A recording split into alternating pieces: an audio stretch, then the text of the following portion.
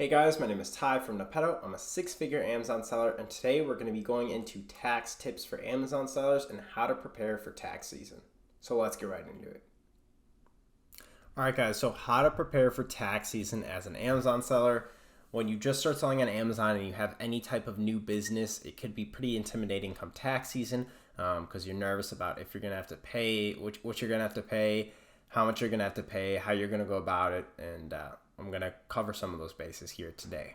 So, how to prepare for tax season as an Amazon seller.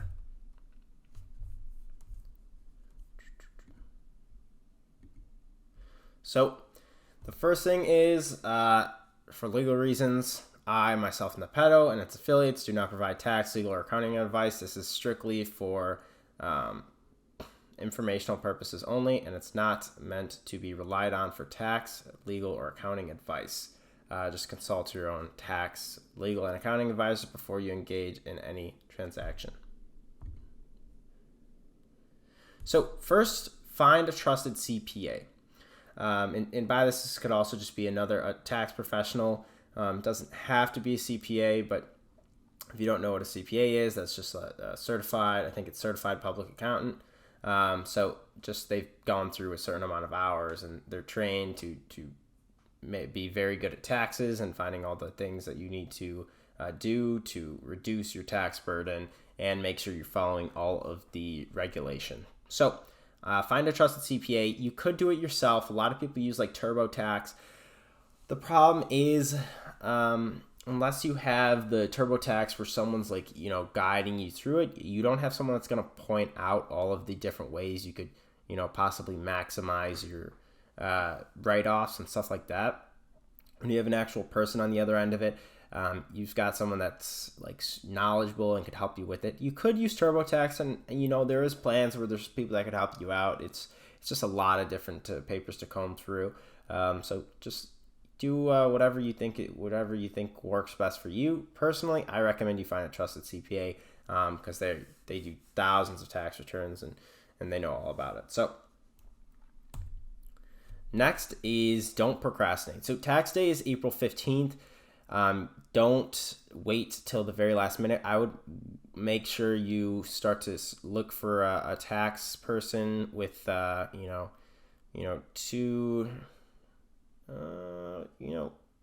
of April. You want to have at least a month and a half to 2 months.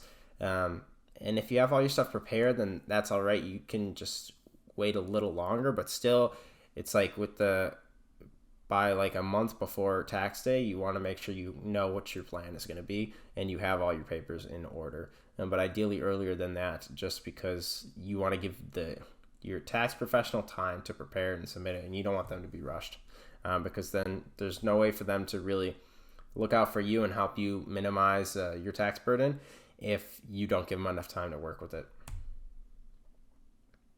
So log everything and retroactively if need be. So what I mean by that is all your purchases and everything that I'm going to go into on the next tab. You want to make sure you're logging every single thing. And tools to assist you in this: Inventory Lab, Sellerboard, QuickBooks, or just plain Excel or Google Sheets. So all your purchases, you want to make sure you are logging because Amazon is going to send you something called a 1099K. This is going to show your total revenue at the end of the year. This could be scary because when you first get this, like my first year, I got one and it says 200,000. It says taxable revenue, 200,000. And you go, oh my gosh, this is insane. I have to pay taxes on this. But there's so many expenses in an Amazon business. Your cost of goods sold is always going to be at least, half of that. So then over half that goes, and then the fees from Amazon. So then you're left with of that, whatever your margin is, whatever your profit is, 10 to 20%. Then that's that's going to be your taxable amount before write-offs. So I recommend you just log everything, and a lot of that I had to do retroactively because you didn't do it previously. So you need to go back and do it for other times you didn't log anything. So find write-offs. So This includes gas if you're driving to any stores and doing any type of retail arbitrage, gas, inventory, all the stuff you're selling, supplies, thermal printers, boxes, tape, wages if you have a VA. I don't know the specifics on that. You obviously need to consult your tax professional, but I'm almost positive you could write off those wages or a portion of that. Travel expenses for conferences, like any type of Amazon conferences. Your home office, you could write off a portion of like your mortgage or your rent for whatever you use as a home office. Storage space, software. So storage space, if for Q4 you get like a storage locker to hold more stuff, some people do that. You could write that off. Software, Inventory Lab, Be Cool, Seller Board, any of those. And then I believe, don't quote me on this, that you could write off the interest on any loans. So any Amazon loans, possibly business credit, but I'm not positive on that. But I think for loan interest, you could write that off. And then there's a bunch of other things, but that's why you want a tax professional to really walk you through that. And lastly, a dollar saved is a dollar earned. So everyone works very hard to source Amazon products when you're starting out. And even when you aren't starting out and you're experienced, and you look hard for products and you comb through everything, and because the reason is you want to make money and you want to scale your business. So taxes are the same way. If you work hard and you log everything and you're looking out for stuff you could write off and you're doing everything right, then you could save a good amount of money.